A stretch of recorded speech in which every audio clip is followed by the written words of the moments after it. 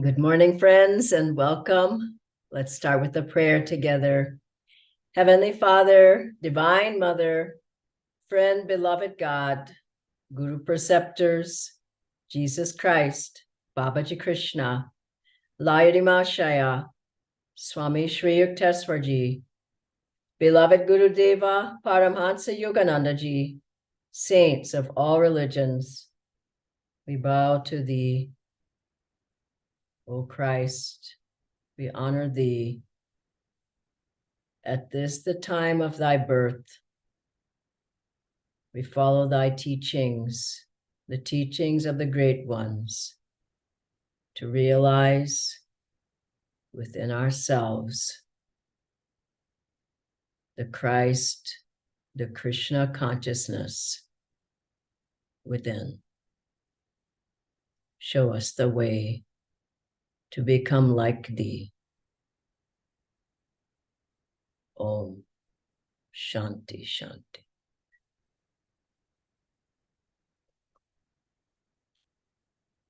Let's hear a song now by Swamiji, and the words will be on the screen.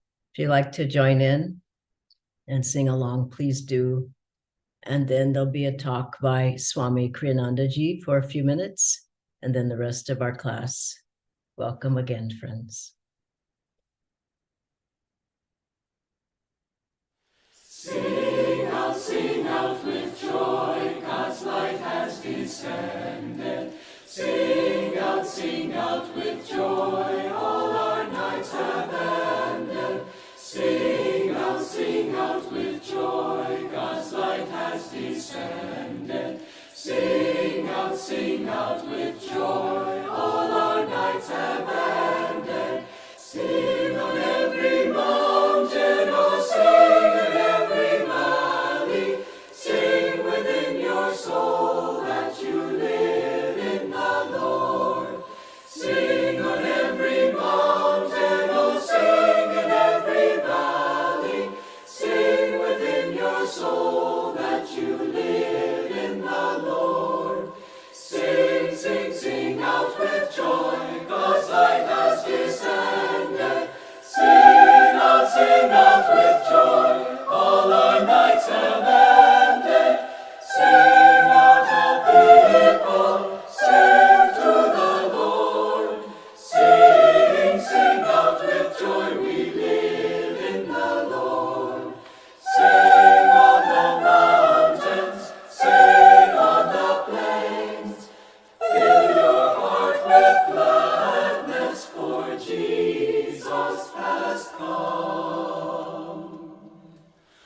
All you labor, all you sorrow, know that the Savior awaits but your love. Joy on every mountain, joy in every valley, joy has come to earth, welcome Christ in your soul. Joy in every meadow, joy in every home, joy will come to you once you live in the Lord.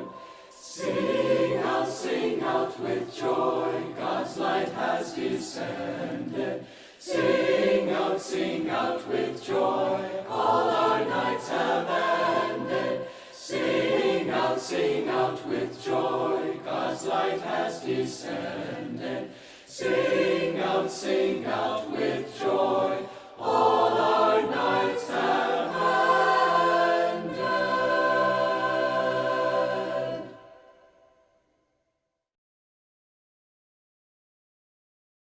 What is the best way to celebrate Christmas? Of course, with friends, with loved ones, in a social way. This is always sweet and beautiful. But in fact, the best way, I should say, to thank Christ for coming into this world is to go into the self. Everything that we do is really only a projection of this inner self.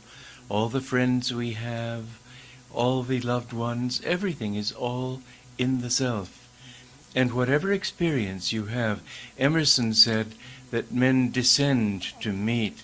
And in fact, it's as if there were an overarching self in every experience, that we are only experiencing ourselves in different contexts.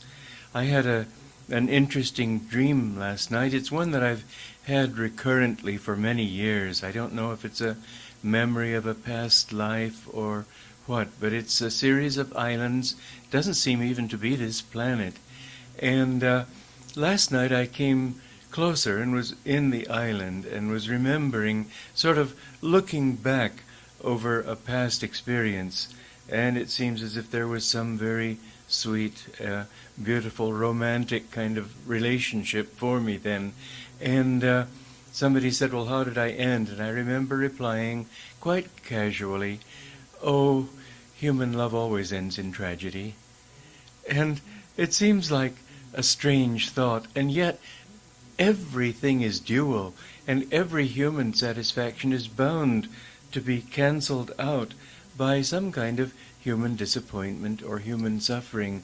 And then I realized that over all of that, the Divine Mother, or my own inner higher self, was just projecting a thought onto that experience and then cancelling it out, because in fact it was really my own self going through an outward experience. And so in everything that we experience in this world, it's really only like a mirror to ourself, to really understand and appreciate, to celebrate the coming of Christ above all. What we need to do is live more in the self, be grateful in the self, and realize that everything we project outwardly is only really our own self-creation. And even when persecution comes, to realize that the self is just reminding you that your reality is here and testing you, because of course it needs to do that too. And the God within you is testing you to see whether anything, persecution being the negative side of human experience, whether anything can pull you out of yourself, can pull you down in your consciousness. And if with courage you just say, no, I live in the self and I live in you, you find that all human experiences are sweet. Love is sweet, and hate a dream. Life is sweet, and death a dream, as Master's song goes. Remember then to live more in yourself. Good morning again, friends. It's a joy to welcome you and to be with you at this very special time of Christmas, of the time of Christ's birth on earth. And I grew up in a family in America where Christmas was and is very social, very outward. The Christmas tree, it's beautiful, but it lacks quite a lot. The lights and the presents and all the social festivities. There are a lot of social times here in India as well like that. And I think people miss the meaning a lot of times of what is it all about. I remember wondering about that, and I grew up in a church, a Baptist church, and I heard about Christ. I read the Bible. I heard the sermons. I sang the songs, but still something was missing until I met Master. I came to his teachings rather and met him that way. And I understood the deep significance of Jesus's life, that he was an avatar, that he came with the teachings to help people understand who and what they really are. Master said all of our gurus, they were all avatars. They had the same consciousness that Jesus had, Krishna had, Master had that, Babaji, all the masters had have that consciousness. Master said something very interesting about our gurus as well. For Christmas time, he said that the three wise men who visited and brought gifts to Jesus at his birth, that they were our own gurus, Babaji, Lahiri Mahashaya, and Swami Shri Yukteswarji. It's in the new path. Swamiji asked Master about these things, and he was very matter of fact. But more than that, who they were, who are we? This is the question. And every master has come, every great master, true, has come to bring a teaching for us to understand that the consciousness that was within them and is the same consciousness of God that we have to awaken in ourselves. And so Christmas is really a time of our own birth in spirit, birth in the light, birth in higher consciousness, birth in higher perception, birth in super consciousness, birth in attunement to God, of realizing the highest aspect of ourselves. That is what this special time is about. Master said it's the holiest time of the year. Isn't that interesting? He didn't even say his birthday time was the holiest time, but you can read between the lines, you understand what he was really saying. But this time is a time of a birth in ourselves. Master said he came to bring the second coming of Christ. His teachings, the teachings of Krishna, he said the essence are the same. How to become one with God ourselves. And that he went to the West to reawaken in the churches the true meaning of the life of Jesus Christ and why he was born and why he came and what were his teachings. And in Autobiography of a Yogi, Master says that Jesus Christ knew Kriya Yoga. He practiced it. He taught it to his close disciples. It's there in the chapter on Kriya. So Jesus wasn't some other avatar from another path. He is one of our own gurus, not to limit him or any master. They're one with God. They're not ours, but we practice what they taught. We practice what they lived. And Swamiji, he said to Master once, because because Master said to Swamiji at a certain point, Swamiji had played the part of Jesus Christ in a tableau. And Master said, "Oh, I hear that you played the part well." And Swamiji said, "I don't want to play a part or act like Jesus. I want to be like him." How beautiful. And Master, he didn't miss a beat. He said, "That will come." He didn't say, "Oh, that will never happen. Oh, you'll never be like him." He said, "That will come." And for all of us, this is why we're practicing the teachings of Jesus, the teachings of all of our great masters. This is why we're trying to live their teachings. That will come. And that consciousness of Christ, the consciousness of enlightenment, of super consciousness, of becoming one with God. What are we practicing for? Why are we on this path? Why are we following our line of gurus? That will come. And so I encourage you at this Christmas time, you can feel the vibrations. It's so holy. It's so deep. When there's a time of a birth of an avatar, there's a light that goes out all around the world, and peace people feel. Not everybody, but if you're in tune enough, you feel the vibrations, deep vibrations of the masters. And so Master He started in 1931 Christmas meditation to honor the Christ's birth, and to honor the Christ, the Krishna consciousness within our own selves. An 8-hour meditation. We followed that for over 50 plus years at Ananda Village since the very first year.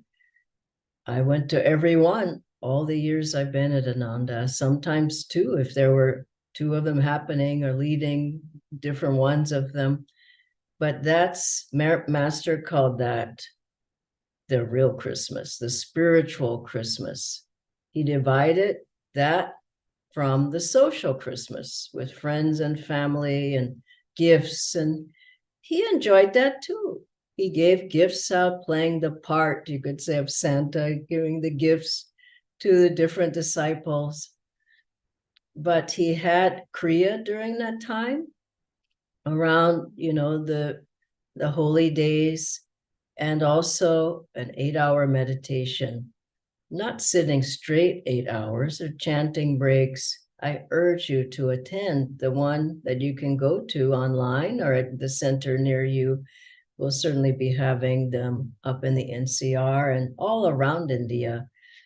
And at one point in one of the meditations, Master had a vision of Divine Mother, and he spoke to her out loud so the disciples could hear the conversation.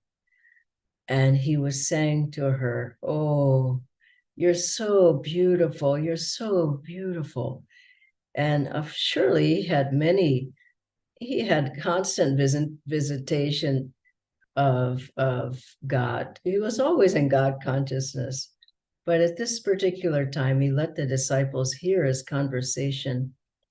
And at a certain point, he kept saying how beautiful Divine Mother was. And then he said, "Oh, don't go, don't go. Oh, the material desires of these people, they're driving you away. Oh, please don't go."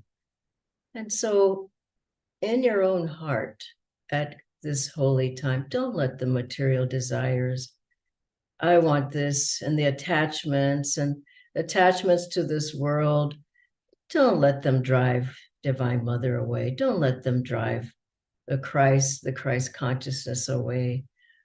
Have a special time during these weeks where you're more inward. Be in the self. Read Master's books and Swamiji's, listen to their music, chant, meditate, lead up to the 8-hour meditation, especially if you have never done one. Meditate longer. Feel yourself bathed in the Christ consciousness at this time, and you will feel that there's a great blessing that's come into your life. Maybe karma will be taken away. Desires will be taken away. Your spiritual progress, you'll be moving forward more quickly in the coming year. There are great blessings that are happening now. Don't miss out. Ask Master, ask Christ, ask Babaji, ask them all to bless you and to help you to uplift yourself in the highest consciousness, the Christ, the Krishna consciousness, the consciousness that all great masters have had. That is within us. And that's the true meaning of any spiritual time where a master has been born. It's the time for our own spiritual birth and upliftment. God bless you all. And I'd like to finish by reading from Master some words of his on this special time. An excerpt from a letter from 1950. My Christmas wish for you this year is twofold: that the consciousness of Christ be manifested in you through deep meditation, and that your exemplary actions will persuade others to abandon their evil or worldly ways and become spiritual. The one more developed spiritually the deeper becomes his or her love and compassion for humanity. Accompanying love and compassion is the desire to uplift humanity from the throes of ignorance and war and the consequent suffering they bring. However, you must remember to make God first in your heart always. The Father will not be content with second place. He must reign first and foremost in the most tender center of your being, your heart. Meditate regularly and practice Kriya faithfully with all the concentration of your mind and the intensity of your heart. On Christmas Eve, meditate for many hours in the presence of other devotees. Dedicate this extended meditation to the achievement of the love of God and the attainment of world peace and brotherhood among all nations. Be ambitious for God. Keep seeking him through meditation and keep working for him. This will give you the spiritual emancipation you are seeking. Christ and the great ones showed through exemplary living that it can be done. So follow their footsteps quietly and humbly. God bless you always. May your every day become a Christmas of ever new joy, love, peace, and wisdom in God and the Gurus. Om Shanti Shanti. I'll ask Natindra to join on screen now with a few questions. Thank you, Dhyanaji. The first question, Dhyanaji, is as you mentioned about the 8-hour meditation. Do you have any suggestions for how to plan for the 8-hour Christmas meditation? Yeah, I would first say go to it wherever you can and go early enough so you can energize properly, do some stretches, yoga postures, do maybe some additional Mahamudra. Swamiji said you can do up to 15 minutes. And this isn't for a new person, but someone who's been meditating for a while doing Kriya, do more of that. And then beforehand, we have a couple of weeks. Extend your meditation. Do more yoga. Do more energization. Do more Mahamudra. Get into the feeling of this time of year. Chant more. Listen to chants. Be a little bit more inward. Don't go out to parties now. It's not a party time, is it? I mean, I don't think it is. Maybe later, but the Christmas time it's a holy time. And so maybe have more time that you're chanting. Listen to the talks around Master's talks and Swamiji's talks. So Christmas time. This talk today was so beautiful. Be in the self. Just get your mind to be less restless. Restless things, if you're restless during that time, it'll be hard for you. Okay, back to the meditation itself. At the break, go out, get some fresh air, energize again if you want. Come back, do some stretches. You need to be relaxed. Bring a picture of Master, bring your whole travel altar with you. Put it in front of you. When you get restless, look at the pictures. Inwardly chant Om Guru, Om Guru. When you feel you can't sit any longer, open your eyes, look at the pictures on the altar, call to them, pray to the Gurus, feel them with you. Do more Kriyas that day. Yeah, if you've been doing Kriya for a while, I mean, if you're going to do 14 in 8 hours, it's just not enough. So I'd say definitely increase the number of your Kriyas on that day. Make sure you've got your Om board. Do Om for a long time. And I would say at the beginning of the meditation, do some Hong Sa, but go into your Kriyas pretty soon, near the beginning. Do them deeply and do them well.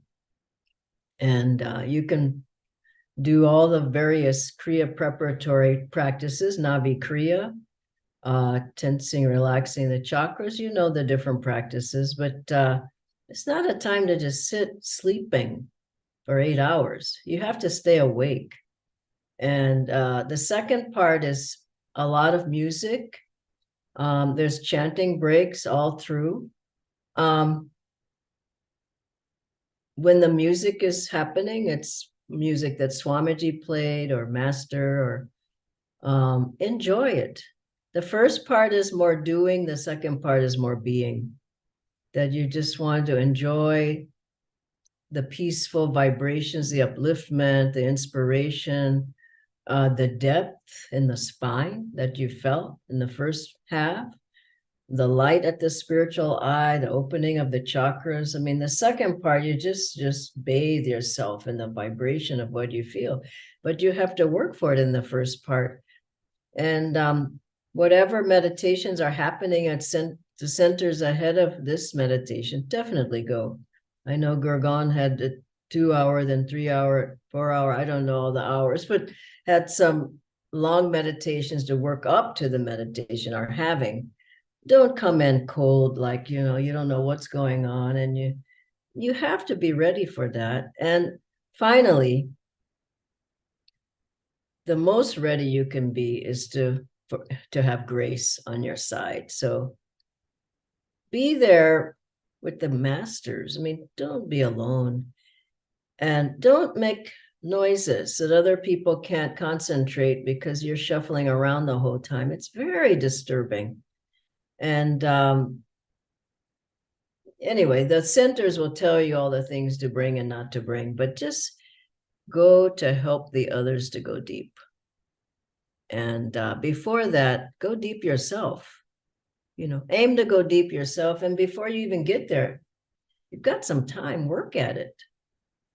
So there'll be people in the room who've been meditating for years and years.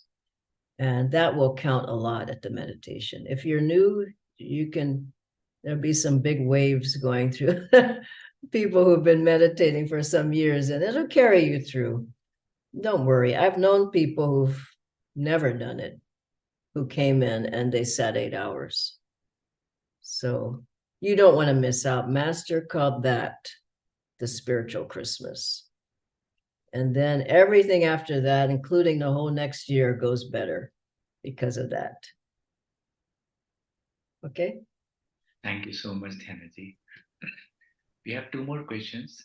The first one is, what was Christmas like with Swamiji? Was there like a social Christmas as well as the Christmas meditation? Yeah, we had both. And if you have 250 Guru Bhais there with you in the community, that's a lot of presents. So we would have the Divine Mother gift. You would pick a name and buy that person a gift. They never knew who gave them that gift. It was from Divine Mother. Isn't that sweet?